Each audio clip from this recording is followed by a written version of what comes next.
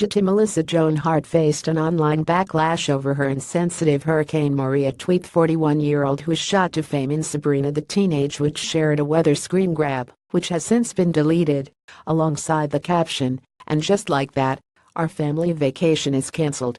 Such a bummer, but we plan to hit the Atlantic Resort Punta Cana Resort another time this year."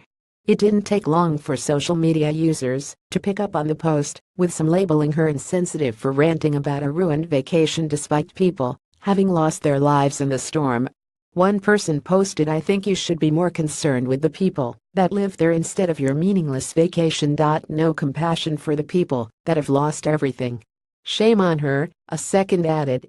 TweetTheMelissa's post had social media users commenting in their dravies. A third wrote, "Melissa Joan Hart talk about an insensitive post. So out of touch with reality." Yet another shared, "Melissa Joan Hart, sorry about the tragedy you face. Missing an extravagant family voca. Absolutely devastating. Prayers from Houston, Florida." Hurricane Maria is thought to have killed 15 people so far and left millions without power.